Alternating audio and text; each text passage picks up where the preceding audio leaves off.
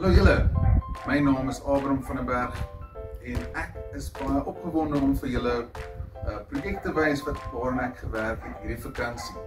Dis die 100 levels van cubing wat al die beginsels leer vir die N by N cubes. Dis 2 by 2 cube en is ook 3 by 3 en die 4 by 4 en 5.5 cubes.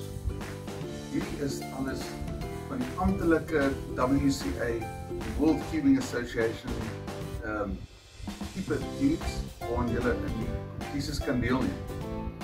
Daar is 100 verskillende cubes wat elkeen beginsel sal leer.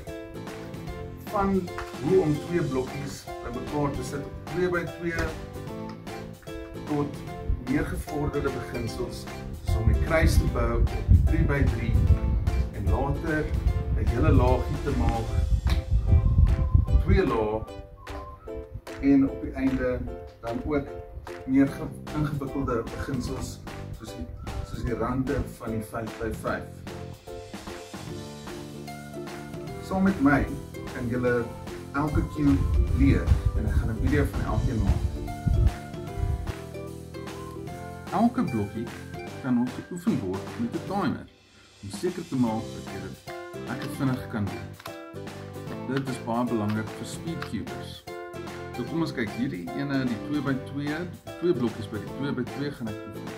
Ek sit my hande op die timer en as al 3 die liggies brand, kan ek hom optel, my hande optel en vinnig die cube solve en die timer stop. Okay, kom ons probeer nou die checkerboard tactic. So hierso was my tyd 3,7 sekondes. Okay. Nou vir die checkerboard. 3 liggies brand, ek kan gaan. Lekker vinnig so wat ek kan en ek stop die timer 4,231 sekondes. Nou vir een gesig van die wit, een kant van die 3 by 3, net die wit kant. Kom ons kyk vinnig rond in. 3 liggies brand, ek begin met my kruis en dan die hoekies.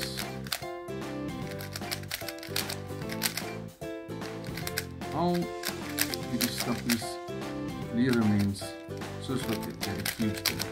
Die video's wys ook vir jou extra tricks. Dan sê net onder 20 sekondes, dis lekker. En die laaste ene, net om daar mooi te wys.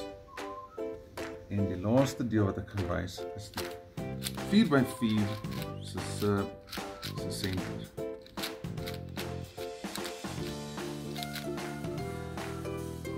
Okay. Natuurlijk, hoe meer blokkies daar is, hoe moeiliker is dit. Dan sy, vinnig, jap trap. En dis hoe jy elke blokkie kan bemeester met die timer.